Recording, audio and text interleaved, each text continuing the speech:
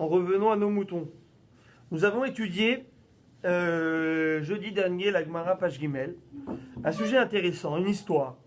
Et je vais me permettre avec vous de la reprendre, s'il vous plaît. Permettez-moi de la reprendre avec vous. Notre permis. D'accord, merci. Attends, on Oui, va prendre des feuilles. Permission autorisée.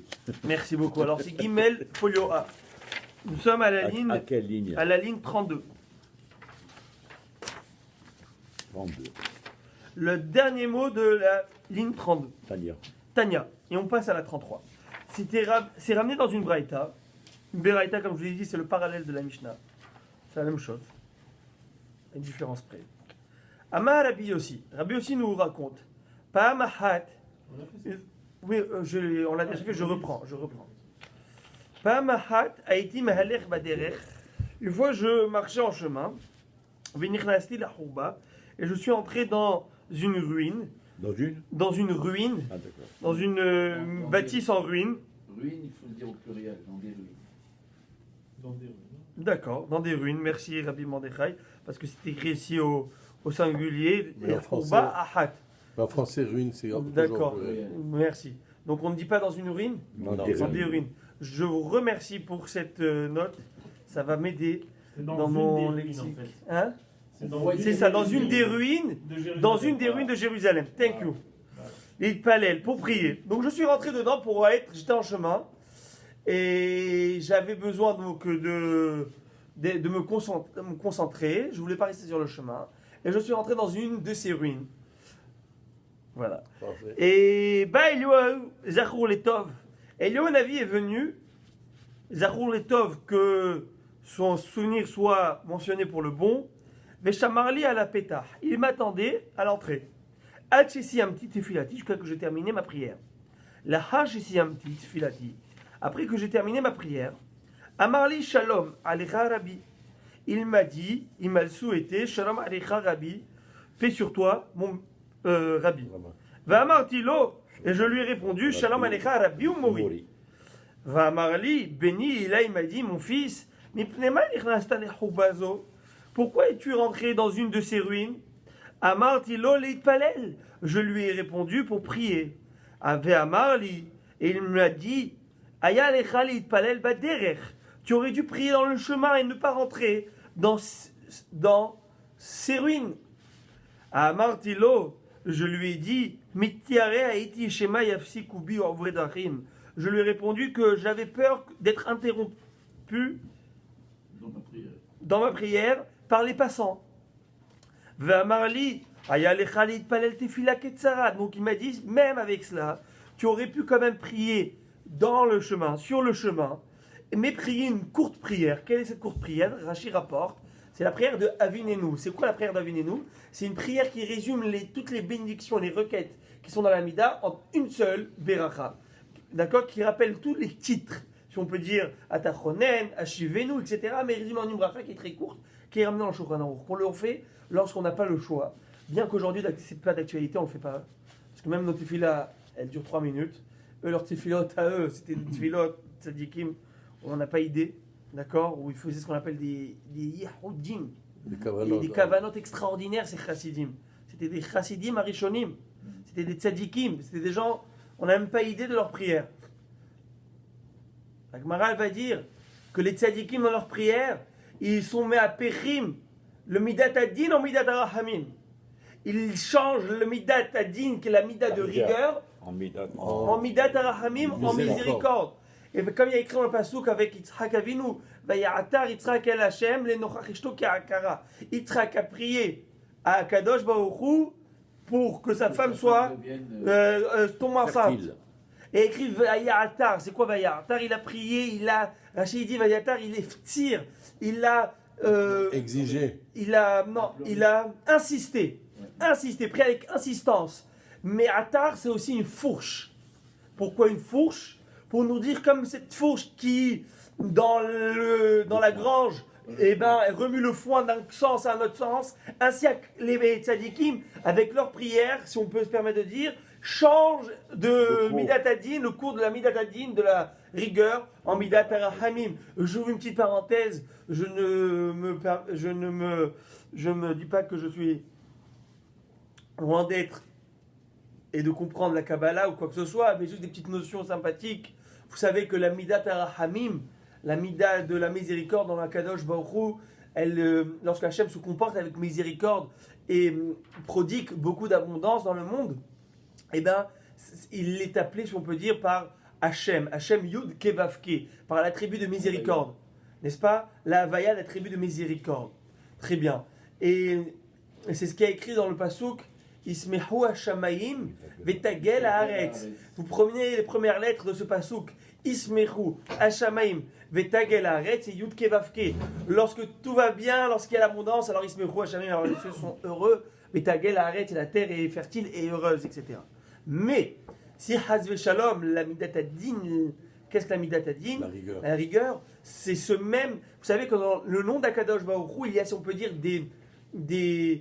on va appeler ça des combinaisons, Des variantes. des variantes, des combinaisons dans le nom d'Akadosh Baruch Hu, ce sont les mêmes lettres, mais d'une autre manière, ça s'appelle d'autres tsirouf d'Akadosh Baruch Hu, et c'est un autre comportement qui est exprimé par là. Par exemple, le nom d'Hachem, Yud Kevavke, s'il est d'une autre manière qui est le Ke, le Vav, le Ke et le Yud à l'envers, d'accord? À l'envers, c'est Midat Adin. Midat Adin. Et là, je comprends ce que Chachamim nous disent, que dans le bâton de Moshe Rabbeinu, souvent on voit Kadosh Baruch Hu qui dit à Moshe Rabbeinu, prends ton bâton. Mais qu'est-ce qu'il y a dans ce bâton? Qu'est-ce qu'ils ont fait avec ce bâton? Qu'est-ce qu'il y a écrit? Et bien, Chachamim disent qu'il y avait écrit, bon, il y a plusieurs choses écrites dedans, mais une des choses, c'est Yud Kevavke. Yud Kevavke qui est quoi? Qui est la miséricorde. La miséricorde pour les bénis Israël. Mais lorsqu'ils prenaient ce bâton, ils le mettaient à l'envers pour frapper les Mitzrayim. Alors c'est le nom d'Akadosh Baruch Hu qui est à l'envers, qui rappelle la rigueur. La Midat Adin. La Midat Adin. Et c'est ça, donc nos tzadikim, ils arrivent à changer la Midat d'Akadosh Baruch Hu de rigueur au Rachamim et les Rechaim le contraire. De la Rachamim, ils en font de la rigueur.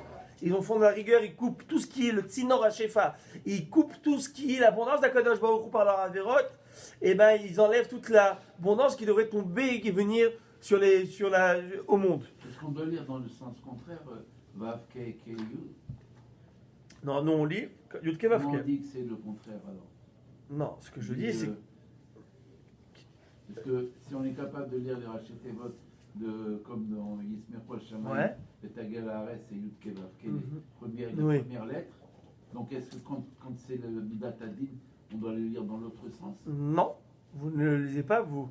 Dans le verset, vous parlez dans ce verset? Oui, dans le verset. Non, ça c'est Non, juste hein. un remèze, une allusion que je vous ai ok, apportée. d'accord. D'accord? Et c'est très intéressant. J'ouvre maintenant qu'on a parlé de ce bâton, vous permettez, d'accord? Parce que vous savez que... C'est pour ça que j'ai posé la question. Mais Non, c'est parce que quand le bâton est retourné, alors à ce moment-là, le nom de Dieu est retourné aussi. Oui, c'était fait exprès. C'est ce que j'ai expliqué. Ok, mais alors quand il est retourné, comment on le lit sur le bâton? On le lit, ce sont les lettres qui sont Les lettres à l'envers. sont inversées. Inversées simplement, c'est le Yud qui est avant. Voilà, si vous voulez savoir. Ah, c'est ça. Voilà. c'est- Exactement. c'est la Et donc c'est comme ça qu'il frappait, c'est très intéressant. Voilà. C'est-à-dire qu'il avait quelque chose. Parce que, pourquoi on se dit ça? Je vais vous dire. Parce que c'est très intéressant. On voit dans le passage qui est écrit Vaïdaber Elohim El Moshe, Vaïra El Avot, etc. Et Ani Hashem, il va dire je suis Hashem. Ani Hashem, c'est quoi Ani Hashem? Je suis Hashem. Je suis Midat Arahamim. D'accord? Toi, tu m'as pris et tu m'as jugé, entre guillemets, comme la rigueur, mais que sache que cette rigueur-là n'est produite que par la rachamim, d'accord? Même si j'ai l'air, dans mon comportement, d'être rigoureux, mais en fait, ce n'est que de la rachamim. Mais Rashi, il dit, c'est quoi? Ani Hashem, je suis Hashem. Neeman, les shalem sachar, les olche tov, la mitalachim tov, les fanai. Je suis fidèle, d'accord? Et je suis confiant, vous pouvez être confiant en moi, fidèle, de payer et de récompenser ceux qui ont cru en moi. D'accord? Ceux qui ont cru en moi et ceux qui font ce que je lui ai demandé. Et ce même terme de Ani Hashem est retrouvé d'autres fois de manière entre guillemets péjorative. Dans le sens, Neeman, je suis fidèle, de non pas rétribuer, mais au contraire de punir les mécréants. Donc comment le même terme Ani Hashem, il est utilisé pour fidèle pour les bonnes choses ou fidèle pour les mauvaises choses entre guillemets? C'est ce qui prouve Annie. oui. Et ben voilà, donc c'est ce qu'on a dit, c'est que ce nom d'Hachem, ça dépend comment tu vas le lire, comment tu vas utiliser le comportement d'Akadosh Baruch Hu, entre guillemets, comment tu vas amener la rachamim d'Akadosh Baruch Hu. Et j'ai vu, c'est un midrash, à vote, je crois, Rabbi Nathan, si je ne me trompe pas, que le bâton de Moshe Rabbeinu, c'est un peu l'histoire d'Excalibur. Excalibur. Vous connaissez cette histoire? Avec l'épée dans le. Ouais. Merlin. L'épée, c'est... Alors vous l'avez vu? Merlin l'Enchanteur. Merlin l'Enchanteur, ah ouais, moi je me souviens le dessin animé. Alors personne n'arrive à le faire sortir. Et Lancelot. Lancelot? Très bien. Alors le Midrash il dit que ce bâton, bon, il est venu d'Adam Arishon, Adam a passé Noach, il passait Abraham, Yitzhak, Yaakov, il était aussi à Yaakov. Et je crois qu'il est arrivé chez Jéthro, et il était dans son gan, dans son jardin, et personne ne pouvait l'enlever. Il pesait des centaines de kilos, sur le Midrash, pour comprendre. Ah, de nom, je comprends pas, moi. Moi, je vous ramène ce que le Midrash il dit, et personne ne pouvait l'enlever. Et Moshe Rabbeinu, il l'a enlevé. Pourquoi? Il a réussi à l'enlever parce qu'il était investi de mission. C'était pour lui. Parce que son nom, j'ai lu quelque part que son nom, le nom d'Hachem était écrit et qu'il était le seul à reconnaître le nom de Dieu sur le bâton. Magnifique. Et il a dit le nom de Dieu. Et il a réussi à dire magnifique. Et ben voilà, vous nous éclairez ce dont nous avons dit. Toda Rabba, merci beaucoup. Chazak, Rabbi Mordechai, bravo. Alors non, je reviens. Hein. Parenthèse, c'est juste le roi Arthur qui pouvait sortir là. Oui, mais c'est sûr. pas Lancelot. C'est pas Moshe. Non, Ah, c'est ok. pas Lancelot. Ok. Parenthèse. Alors, Oh, c'est Arthur, excuse-moi, hein, t'as raison. ok. Je vois qu'il y a au Hachem et des békim, des professeurs, des professionnels dans les contes de fées. Alors on va faire ça, c'est pour la prochaine heure. Sur ce, Rabotai, c'est écrit comme ça. Déjà, vous avez remarqué, il lui fait un petit reproche, Eliyahu Hanavi. Hein. Il fallait pas prier dans ses ruines. Et pour quelle raison, on va le voir. Mais vous avez vu, il n'est pas venu lui dire directement allô, pourquoi tu as fait. D'abord, il est rentré dans la discussion. Comment ça va? Qu'est-ce que tu fais ici, etc. Oui. Et là, il va commencer à lui envoyer un petit message. C'est la mode orientale. Voilà. Donc non, mais la bonne manière, c'est que même lorsqu'on fait une Torah à quelqu'un, il faut savoir comment venir, comment l'appréhender. C'est très rachouv. D'accord? Alors, on avance. Et qu'est-ce qu'il dit? On reprend ce qui est écrit ici. Il lui dit.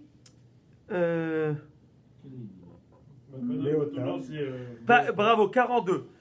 Nous sommes dans la deuxième grande ligne. Beota Shara, à ce moment, lorsqu'il m'a fait cette remarque, Eliyahu Hanavi, la mati mimenu shlosha dvarim. J'ai appris trois choses de lui.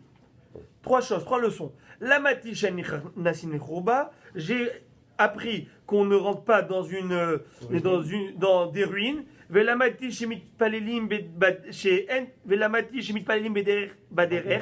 Et j'ai appris de lui qu'on a le droit de prier en chemin. Velamati shemit palel baderer mit palel tefila ksara. Et celui qui prie en chemin doit prier la courte prière. Vamali, là il continue le récit. Béni, makol shamata bechurbazo. Mon fils, quelle voix as-tu entendu dans ces ruines? Amartilo shamati batkol. J'ai écouté une voix céleste. Chez Menahemet Keyona, qui pleure, qui sanglote comme une colombe. Veomeret, et elle dit Oy labanim, malheur aux enfants. Chez Baabonotem et à cause de leur Averot, ligne 45, j'ai détruit ma maison. Sarafti et Techali, brûlé mon sanctuaire. Veglitim les Banaumot, et je les ai exilés parmi les nations. Veamarli, Hayecha. Nous sommes à la ligne 46. 46. C'est pas la bonne page, je crois. Guimel. C'est Guimel, ouais. Amoud Bet, Amoud Aleph. 46. 46. Non, Excusez-moi. Je l'avais pas. Je l'avais pas retrouvé. Ouais. Voilà. Ok. Non, c'est toujours pas la même. Non, c'est quand il y a les deux points, c'est pour C'est ça là. l'autre Il guimel. faut tourner la page, juste le verso. Non, il y a juste un côté. Il faut juste une guimel Pas tout de court. Mechila, Rabotai, Mechila, voilà. Ak. Voilà. Désolé. Alors nous sommes à 46. 46. Avamar Ali, il m'a dit Hayecha sur ta vie, Hayeroshra sur ta tête. Locha, il jure. Locha Azobilvad Omeret Kar. Ne pense pas que c'est que maintenant que cette voix céleste s'exprime. Et il a fait quoi Yom Bayom? Mais tous les jours, Shalosh Peramim, 3 fois par jour, Omeret Kar. elle parle ainsi. Velozo bilvad. Et ce n'est pas que à ce moment-là. Et la Bécha, chez Israël, Nichnasim, les Batek Nesiot ou le Batim Midrashot. Mais au moment où les Bnei Israël rentrent dans les synagogues et dans les Beit Midrash. Ve'onim Yehe Sheme Hagadol Mevorach. Et ils répondent notre Yehe Sheme Rabba connu. Akadosh Baruch Hu Mena'ane Arosho. Le bon Dieu hoche de la tête. Ve'omer, et il dit Ashrei Amelech Sheme Kalsim Oto Beveto. Heureux est le Père à qui on loue dans sa maison. Car, de cette manière, Maloléav, qu'est-ce qu'il a eu à ce père? Qu'est-ce qu'il lui a pris à ce père? Chez Klila et Banav, qui a exilé ses enfants, Ve'oïlaem les banim, et malheur aux enfants, chez Galou Me'al Shulchan Aviem, qui se sont éloignés de la table de leur père. Mon rêve et Rabotai, regardez quel plaisir on fait à Kadosh Baruch Hu lorsqu'on dit Amen Yehe Sheme Rabba Mevarach La'alam. Ou l'Almé Almaya Idbarach Vishtabach. Vous savez, il faut comprendre qu'est-ce qu'on dit. Qu'est-ce que ça veut dire Yesh Rabba? Alors je vous en prie, on va essayer aujourd'hui un petit peu d'expliquer le Kaddish, la grandeur du Kaddish. On va l'expliquer grâce à la lumière du Tosfot qui est ici à notre gauche. On va le lire ensemble et on va l'expliquer. Mais d'abord, Yesh Rabba, Tosfot veut amener ce qu'on appelle le Mahzor Vitri. Le Mahzor Vitri, si je ne me trompe pas, c'est un des élèves de Rashi. Il dit que c'est quoi Amen Yehe Sheme Rabba Mevarach. D'abord, c'est quoi le Kaddish? Le Kaddish, on verra, c'est une louange à Kadosh Baruch Hu. Et non pas cette fameuse prière des morts. Mais au contraire, c'est une louange qu'on fait à Kadosh Baruch Hu. Et que les morts, les enfants de morts, des décédés, font ça pour dire à Kadosh Baruch Hu, on te loue dans toutes les circonstances. Et au contraire, pour dire, voilà, nos parents ont laissé des enfants qui te louent, qui louent ton nom. Et donc, afin de faire accéder aux neshamas de leurs parents à des meilleurs niveaux, en tout cas. Pourquoi est-ce qu'il est en araméen le Kaddish? Tosfot va y répondre. Mais que veut dire cette phrase de Amen Yeshem Rabba qui est extraordinaire, qu'on a vu, que la Gemara dit dans Shabbat, celui qui dit Amen Yeshem Rabba de toutes ses forces, même une xéra, un mauvais décret qui a été décrété sur lui et toute sa famille, si je ne me trompe pas, pour des malheurs, leur allez-nous, ils peuvent changer en bien, grâce à Amen Yeshem Rabba de toutes ses forces. C'est quoi toutes ses forces? Rashi et Tosfot. Ou toutes ses forces, ça veut dire de toute sa kavana, sa compréhension, la concentration dans la phrase. Et aussi, si je ne me trompe pas, Tosfot, aussi Kolkoro, c'est aussi à voix haute. Ça, vous avez remarqué que l'Amen Yeshem Rabba, c'est toujours la phrase qui sort le plus en relief, toujours plus fort. Amen Yeshem Rabba. Et vous allez dans des synagogues où on le crie bien plus fort encore.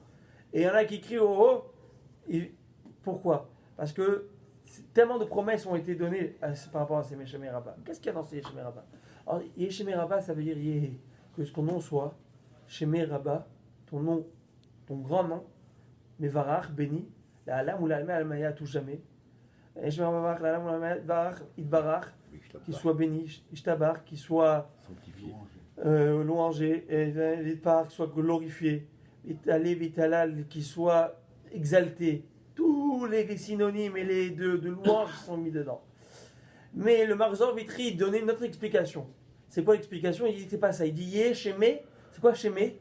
C'est une contraction de deux mots. Shem, Ya. Le nom de Ya. Ya, c'est le nom d'Akadosh Baruch Hu. Yudke, Vavke. Et le nom d'Akadosh Baruch Hu n'est pas parfait tant que le Mashiach n'est pas encore venu.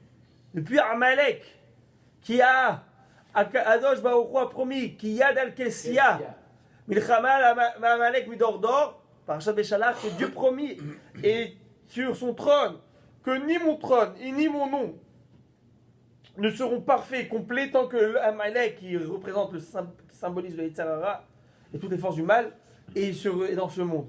Donc ça veut dire que tant que la Shekhina n'est pas revenue complètement sur terre, elle ne s'est pas dévoilée, la présence divine d'Akadosh Baruch Hu, elle n'est révélée que dans le sens de Yudke.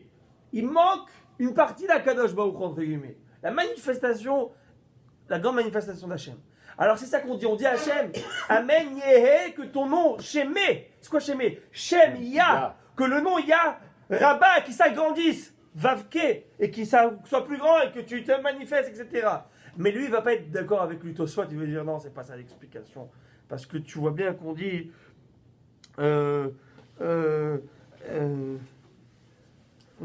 et tu vois bien qu'on dit bien Yeshemé Rabba. C'est quoi Shemé Rabba? Toi tu dis Yeshemé, que le nom Yudke Rabba il soit agrandi. Mais c'est pas comme ça que la Gemara le dit. La Gemara dit Yeshemo Agadol, que ton grand nom soit exulté, exalté, ce que tu veux. Ok? Donc c'est le grand nom. Le grand nom, c'est Yudke Vavke. Donc c'est pas dans ce sens-là que ça a été dit les choses. Bon, c'est ce que Tosfot va dire. Et Tosfot va dire, vous savez pourquoi ça a été dit en araméen? Parce que c'était pour pas que les malachim écoutent. Parce que les malachim vont être jaloux. Et les malachim, il y a une langue qu'ils ne connaissent pas, c'est l'araméen. Et s'ils vont être jaloux, et ils vont faire quoi? Ils vont bloquer les portes du ciel pour que ça n'arrive pas à Kadosh Baruch Hu. Ça aussi, c'est étonnant. Il faut essayer de comprendre ce que ça veut dire. Ils vont bloquer. Ouah, c'est les douanes. Ou quoi? Ça veut dire aussi qu'ils comprennent pas. Ils comprennent pas l'araméen. Qu'est-ce que ça veut dire qu'ils comprennent pas l'araméen? Et Tosfot n'est pas d'accord, parce que Tosfot il dit c'est comme ça. Il dit tu vois bien qu'il y a énormément de louanges magnifiques en hébreu. Et on ne change pas de langue pour. Donc qu'est-ce que ça veut dire qu'ils ne comprennent pas les malachim, l'araméen? En plus aujourd'hui. Hein? En plus aujourd'hui. Surtout qu'ils peuvent aller sur Google. Maintenant, avec Google. Aujourd'hui, tu vas sur Google Translate. Ils ont Et perdu. tic-tac, tu peux aller voir, C'est vérifier. Surtout qu'une fois que tu l'as écouté, tu l'apprends. Très bonne question tout ça.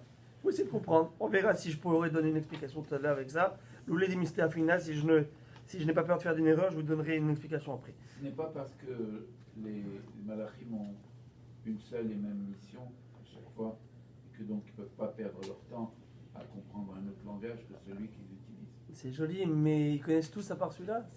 C'est bizarre quand même. C'est comme Pharaon, il connaissait toutes les langues. sauf Mais là, l'hébreu. ils sont différents du pharaon quand même, c'est des anges. Alors bon, on va essayer de comprendre. La question est plus belle que la réponse. Alors on y va. On y va. Il dit, mais moi aussi je suis pas d'accord avec ça. Il dit simplement, il faut que je comprenne que à l'époque, c'était quoi la langue parlée? L'araméen. L'araméen. Donc c'était la langue la plus Du connue du peuple. Et surtout que même les gens qui sont pas très ancrés dans la Torah, après le shiur, Mais le traducteur- après le shiur, on fait le Kaddish. On fait le Kaddish à Israël, qui est le plus beau Kaddish, il faut le savoir. Hein, parmi les Kaddish, c'est le plus beau Kaddish, comme on le voit, que la Gemara dit dans Sota, que le monde, depuis que le Beth Amikdash a été détruit, entre guillemets, le monde, entre guillemets, hein, ne tient que sur le Kaddish, après la Haggadah, c'est-à-dire après le Limud Torah, et la Kedusha des Sidra. Kedusha des Sidra, c'est Uva, Letian, Goel. Tout c'est ce qu'on fait là, ça s'appelle Kedusha des Sidra. Pourquoi Ça donne énormément de plaisir à Kadosh Baruch Hu. Pour ça, il ne faut pas parler n'existait pendant pas ce temps-là. pendant le temps.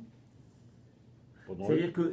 Non, c'est pas que j'ai pas qu'il n'existait pas, c'est substitut. Encore une fois, Et peut-être que le Kaddish, je ne sais pas, c'est une bonne chéla. Parce que c'est quoi la notion du Kaddish? C'est de glorifier le nom d'Akadosh Baruch Hu, mais là elle était là. C'est-à-dire qu'il n'y a pas besoin de plus glorifier, on est chez lui quoi. Ouais. On est chez lui peut-être. Mais en tout cas, donc ça veut dire que les Amé Aratzot, comme ça, il dit Tosfot à la fin de la dernière ligne, Velo ayou mevinim kulam lashon hakodesh. Pas tout le monde comprenait la langue lashon hébreu. Et donc c'est pour ça qu'ils ont fait dans une langue que tout le monde comprend. Vous savez, là je joue une parenthèse, mais on parle hébreu. On est assez hébraïsant. Vous savez, à l'école on apprend l'hébreu. Et vous savez que moi ça m'a étonné. Beaucoup de chassides, des On gens ne parle pas l'hébreu. ne parlent pas hébreu. Hein. Il dit c'est le Lachon Hakodesh, il ne parle pas. Oui, ils parlent pas hébreu, ils l'ont pas appris. Vraiment, hein, je vous dis, ils- ils parlent hébreu comme le langage de la Gemara. Voilà. C'est-à-dire que tu es mort de rire quand tu as une discussion avec eux, tu retournes ça 1000 ans en arrière. C'est très intéressant, hein, Les c'est Lubavitch sont les seuls qui, eux, parlent l'hébreu. parler hébreu. Parce qu'ils disent que le Lachon HaKodesh, vous voulez que je vous dise la vérité? Je vous donne un petit secret. C'est que le Lachon HaKodesh, c'est pas l'hébreu d'aujourd'hui. L'hébreu d'aujourd'hui, c'est l'hébreu on appelle l'hébreu moderne, de Ben Yehuda. D'accord? Mais le Lachon HaKodesh, la langue sacrée, est complètement différente. Parce que le Hatam Sofer pose une question intéressante. Il dit le pharaon, il ne connaissait pas quelle langue vous avez dit Rabbi Mordechai? L'hébreu. Bon, non, cher Orlam. C'est un voisin de quoi? De l'État d'Israël. Il ne peut pas apprendre l'hébreu. Allez, il va prendre 2 professeurs qui l'apprennent l'hébreu. Il va faire jurer Il avait Yosef. à Yosef Hatzadik, je te supplie, tu dis pas que tu parles une langue supplémentaire? Apprends-la moi. Tu me fais un an de cours. Ou même à Moshe de ne pas révéler où il allait faire ça. Ben justement. Le pharaon. Ouais, non, mais là, je dis simplement sur l'hébreu. La parole. Si c'est l'hébreu, il aurait pu l'apprendre. Ah oui. Mais alors qu'il apprenne l'hébreu, donc c'est quoi? Ah, Hatam Sofer, c'est pas l'hébreu en question qu'on parle. On parle du Lachon HaKodesh. Lachon HaKodesh, c'est la langue de la Torah. La langue de la Torah, vous avez remarqué, on donne un mot. Dans un mot, il y a des rémazim, il y a des notricones, il y a des guématriotes, il y a des dizaines de choses qui sont dans le tréfonds de ce mot. Ça, c'est pas l'hébreu. En hébreu, tu dis un mot, c'est un mot. Tu avais dit kos, c'est kos. C'est pas kaf, vav, sa mère qui font la valeur numérique de 86, qui est ce qu'il faut, le révit. Voilà, mais bon, on va pas rentrer dans tout ça. T'as vu les cos, ok? Bien que c'est pas vrai, parce que selon Rabbi Yosef, c'est 80 grammes. On rentre pas dans tout ça, c'est pas grave. C'est 80 millilitres. Maintenant, la question, ça veut dire que quoi? C'est-à-dire que la Lachon HaKodesh, c'est une langue qui est dosha, qui est quelque chose de... Et c'est ça qu'il lui a dit, à Yosef Atzadik, à ses frères, qui pia medaber alechem. Vous voyez bien que c'est quelle langue je parle, la Lachon HaKodesh. Il y a des messages subliminaux que je vous envoie. Et vous comprenez de quoi je parlais quand j'envoie les Agalot. Vous vous rappelez, Agalot, ça rappelle Agla, Roufa, on avait discuté. Quand je vous vois ici. C'est-à-dire qu'il y a plein de choses. Dans chaque mot, il y a énormément de secrets que je vous envoie. Et vous comprenez que c'est bien moi le Yosef. Sinon, même si je parle hébreu. Parce que hébreu, c'est certain qu'il y en avait d'autres qui parlaient hébreu. D'accord? C'était un pays voisin. Alors quoi, il n'y avait pas de gens qui étaient coursiers, il n'y avait pas des gens, il y avait des gens qui parlaient. Donc il y avait des Cananéens qui venaient. Donc l'hébreu, tout le monde parlait l'hébreu, que ça veut dire. Et donc c'est comme ça que le Hatam Sophia explique la Lachon HaKodesh. Et c'est comme ça que les Chassidim disent, quand je leur demande, quand je leur demande, do you speak Hebrew? Ils me disent non, Lachon HaKodesh. Même. Mais bon, même la Lachon HaKodesh, elle vaille, qu'on comprenne quelque chose. En tout cas, maintenant, je reviens à nos moutons. Alors, par rapport à l'araméen, je me permets, je propose, vous aimez très bien, vous n'aimez pas, comme on a dit. Non, Hazeshalam, retour À la case départ. à l'expéditeur. Alors, l'idée.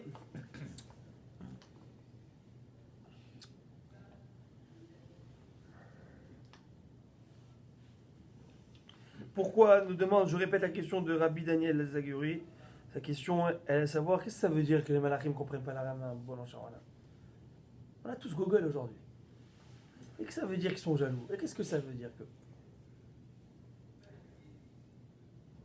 C'est un chidouche que je dis maintenant.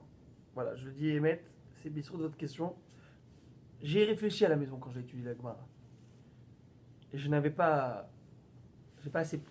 Et maintenant, maintenant, vraiment, je vous dis, c'est maintenant que ça me vient à l'idée. Et j'espère que c'est Emet. Je ne voudrais pas me tromper. Je vais faire une petite introduction. Le Ktsot HaHoshen, c'est un des livres très reconnus mondialement, qui est étudié dans toutes les yeshivot. Le Ktsot HaHoshen, c'est un livre qui est sur le Shulchan Aruch, sur les lois du Hoshen Mishpat, tout ce qui est pécunier, etc. De quoi? Pécunier, sur les lois. Hein? Le Ktsot HaHoshen. Ktsot HaHoshen. Péconière. Ktsot HaHoshen, il a écrit aussi le livre de Avnei Milouim. Il a aussi le livre de Kuntras Asfekot. C'est les livres que j'ai. Shaf Shmateta aussi. Il a écrit plusieurs livres. Et il explique, il dit c'est très intéressant. Lorsque on dit dans le Seder de Pessah, Ilou Kirvanu Lifne Arsinaï, Velo Natalanu et Torah Dayenu. Si tu nous avais amené à approcher jusqu'au Arsinaï et tu ne nous avais pas donné la Torah, C'était suffisant. c'est suffisant. Et bon, non, Shalom. Tout ce qu'on a fait, c'est pour recevoir la Torah. Tu me dis que si tu nous avais amené devant le Arsinaï, ça serait suffisant. C'est comme si je te dis, tu veux une glace, viens avec moi. Je te mène devant le glacier, tu viens que voir. Tu connais celui-là qui était à Ouas. Radin. Voilà, il était avec sa femme. Ce radin était avec sa femme, ils sont passés devant un endroit où on faisait les Chouaï. chouais. Au restaurant, elle lui fait, vous connaissez? Bah oui. Elle lui fait le remède, elle lui fait la vision, il dit, ah chérie, que ça sent bon. Et il dit, mon amour, tu veux qu'on fasse un nouveau, tu veux qu'on retourne? Ça veut dire que quoi? Qu'on repasse. Alors l'idée, qu'est-ce que ça veut dire? Tu nous amènes devant Arsina et tu nous dis, d'aller nous. Plus encore, les malachim étaient jaloux, ils n'étaient pas d'accord qu'on donne la Torah au Bnei Israël. Vous savez, il est monté au ciel, la Gemara raconte. Et il a dit, qu'est-ce qu'il fait ici, un vivant, un enfant, un fils de... comment il écrit dans la Gemara, il dit, Yelou Disha. Yelou Disha, traduction, fils de femme. Ça veut dire un enfant. Un humain, qu'est-ce qu'il fait ici? C'est jusqu'à Yarakov qu'il a dit. Qu'est-ce qu'il fait ici? Et il lui dit à Kadosh, il dit, écoute-moi, attrape-moi mon trône céleste et réponds-leur. Il va leur dire, Kloum yeshkina, Kloum yeshsina bachem, est-ce que vous êtes jaloux? Est-ce que vous êtes sortis d'Égypte? Alors, il voulait garder la Torah. Qu'est-ce que ça veut dire garder la Torah? Est-ce que la Torah c'est un logiciel que tu as et que si tu l'as, tu l'as pas, tu peux pas le partager? La Torah c'est quoi? C'est une science d'Akadosh Baruch Hu spirituelle qui s'étudie partout, où est-ce qu'on veut, on peut pas la garder pour soi. que ça veut dire ne la donne pas aux Bnei Israël, nous on veut la garder. Donne aux Bnei Israël, étudiez là aussi. Qu'est-ce qu'ils font maintenant les malachim? Ils étudient la Torah. Qu'est-ce que ça fait comme différence? Bonne question ou pas une bonne question? Oui ou non? $1 million maintenant je vous donne. Et je vous le dédicace, Rabbi Daniel. Et je termine avec ça le chiot. Un petit peu plus tôt.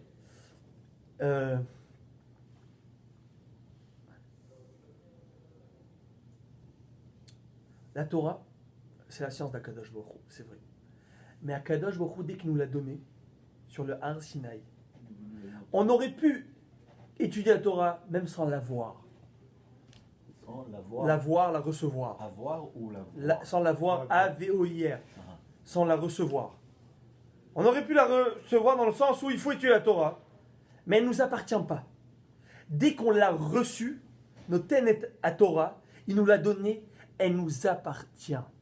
Nous en sommes les propriétaires. Nous en sommes les décideurs.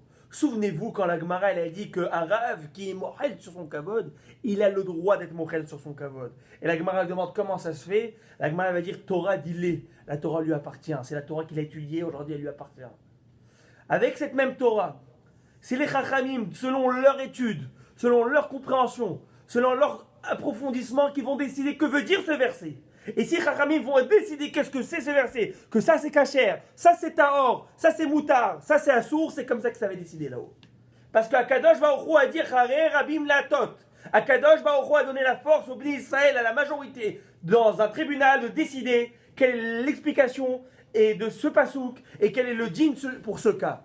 Et Akadosh Baruch Hu nous a donné cette force en nous donnant la Torah. Et c'est de ça que les malachim étaient jaloux. Pourquoi eux, Bnei Israël, ont cette force et pas nous? Et comme je le dirais en hébreu parce que tu es hébraïsant, le chachamim mechokekim et halacha. Les chachamim, ils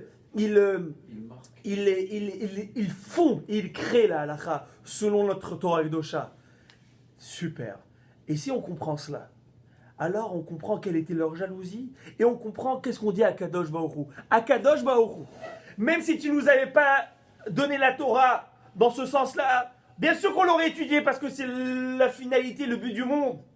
Mais même si tu ne nous l'avais pas donné sur le Har Sinaï, qu'on en soit les propriétaires, d'ailleurs ça nous aurait suffi. Alors maintenant que tu as fait qu'on soit nous les malcher Rabbanan, la Gemara va dire qu'ils sont les rois, ce sont les Chachamim, ceux qui détiennent les pouvoirs du monde parce qu'ils détiennent la Torah. Alors merci encore. C'est encore une étape supérieure et supplémentaire que tu nous as donnée. Très bien. Et là, selon ce que je viens de dire, je m'avance encore plus. Et je dirais que comment j'exprimerai aujourd'hui la Torah orale, qui est la Torah des Chachamim? De quelle langue? En quelle langue elle a été donnée? Elle a été dite de manière... Elle a été dite en hébreu, ce que vous voulez. Comment elle a été étudiée dans les générations? En araméen. En araméen.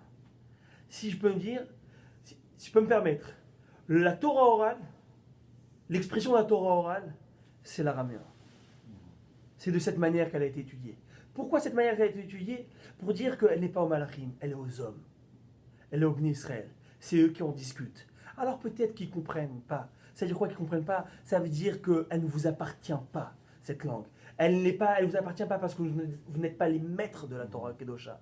Et si vous n'en êtes pas les maîtres, donc elle ne vous sert à rien, entre guillemets. Et c'est pour ça qu'ils ont la même kina, cette même jalousie qu'ils avaient à l'époque, parce que ça reflète d'un manque qu'ils n'ont pas et que nous on a peut-être. Et là, Shem Hashem, là c'est enregistré. Et j'espère que c'est émet ce que je dis.